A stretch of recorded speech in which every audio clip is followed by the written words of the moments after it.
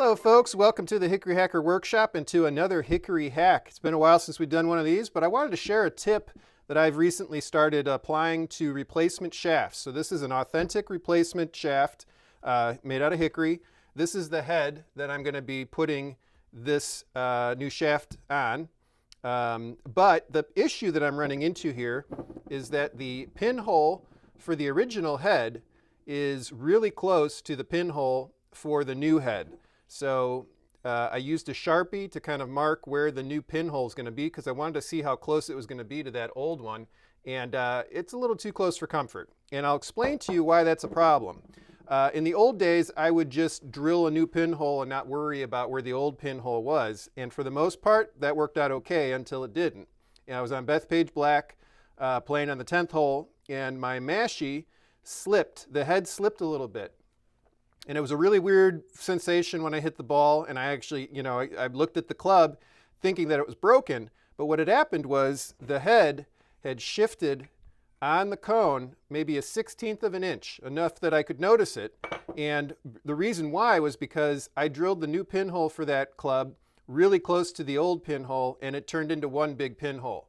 And even though the epoxy held the head on the cone pretty well, it still allowed it to move up because there wasn't that much friction then for that pin in the cone. So the way that I resolved this going forward is I fill in this old pinhole with a 1/8 inch hickory dowel, and that allows me to then drill the new pinhole and not worry about compromising this area of the cone. So I'm going to take you over to the bench and I'm going to show you how I do that. All right, folks, welcome to my low Roman workbench. I made this in 2024, very easy to make and very handy. It's got a kind of a universal hole right here you can use for a lot of different applications and work holding, but I'm going to actually use it just as a clearance for my dowel plate. Picked this up off of Amazon, and I've been making my own dowels ever since, and it's fun and it's pretty handy. So we're just going to clamp this to the edge of the bench. We're going to start with 13/32.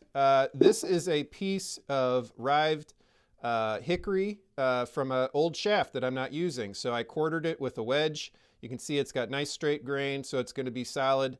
These are the perfect things to make a dowel from. Primarily I'm making dowels for my long nose clubs. I use 3 of these to kind of secure the horn along with hide glue to the bottom of the head. But I realized that it works great for what we need to do today, which is to fill in this old hole on the hosel cone. So I'm going to start with 13/32. Looks like it's a little bit bigger than that. Now I can move on to 3/8. And if you've ever used a dowel plate before, you understand what I'm doing here. And this is a lump hammer I picked up off a Lost Art Press, which I really like. Yeah, we can go to 11/32 now.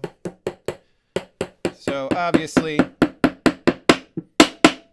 it's not cylindrical yet, but we'll get there.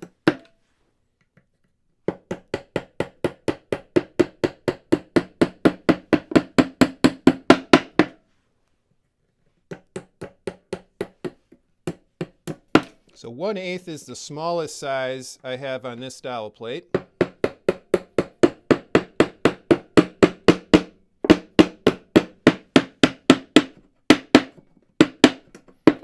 I'm actually going to test it before I get to the 1/8. I'll try it at 9/64 and see how it fits, because sometimes, the 1/8 pinhole isn't quite 1/8.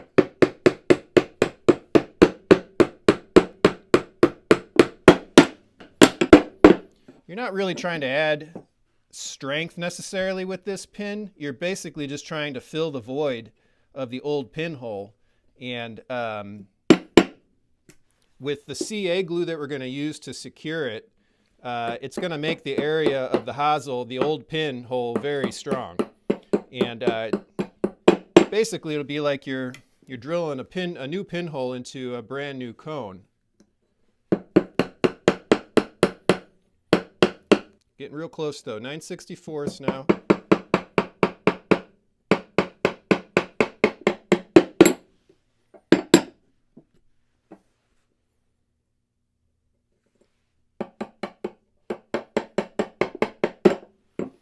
Like I said, I'm going to test this now and see how it fits. I'll grab the shaft here.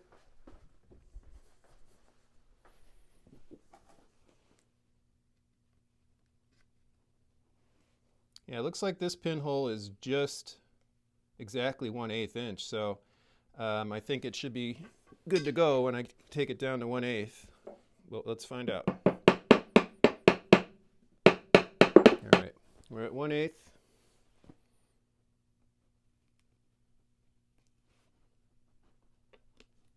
So I got it in there.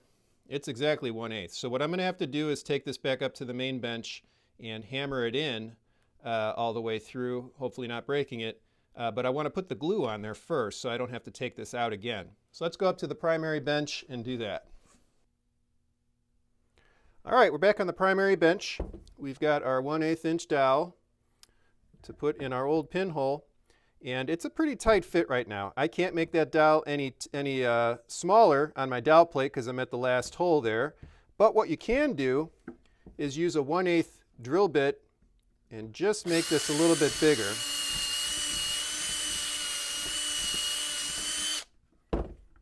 So that it takes that a little bit easier. And there we go. So before I put that in any further, I want to go ahead and get some glue on there.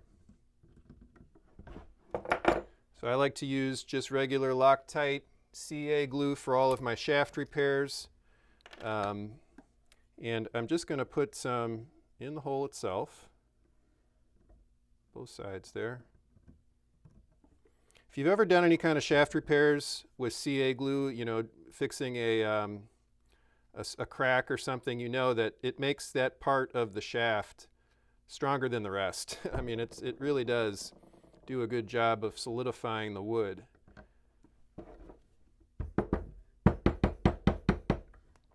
All right, so I've made that perfect. It doesn't have any gaps around the sides of it. The glue on the inside is going to, you know, make this really solid.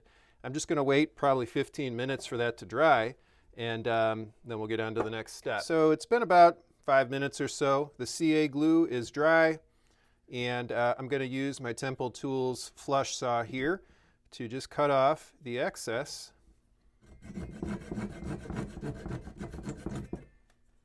One.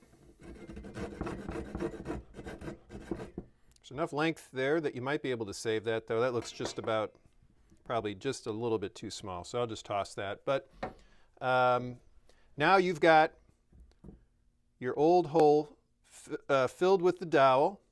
And in order for that to fit properly, I like to take just the fine side of a rasp and clean up any of the parts of the dowel that are still proud of the cone, any of that extra glue, because what will happen there when you're trying to put the new head on, any little bit of extra thickness is going to affect how the head fits. But here's the new head. That's our new pinhole, and you can see here the head still fits nicely. There's our Sharpie mark from where our new pin's going to go, and this is all ready to be reset and repinned. So hopefully you found this helpful. I really do recommend doing this pretty much every time you're replacing a shaft. It doesn't take a lot of extra work. And it really just gives you peace of mind that your hosel cone is going to be strong enough to withstand another pinhole. And also it's another way for you to test the strength of an authentic shaft. A lot of times these shafts have interior rot that you don't know about until you try to play it. So anything you can do before you put the time and effort into making a club playable again on your bench, to figure out if the integrity of the shaft is still there, I recommend doing that. So that's just another way you can kind of, you have to, put a little pressure on it and test it and that kind of thing when you're doing this. And if it withstands that kind of stress and still feels solid to you, then I'd say go ahead and reset it and use it. But you never know until you actually start playing with it. And that's kind of the challenge of playing with authentic clubs like this is you can do as much as you can on the bench to make sure they're sound, but you don't know till you get it on the course if it's really going to hold up to play. Well, thanks for watching, folks. We'll see you next time with another Hickory Hack.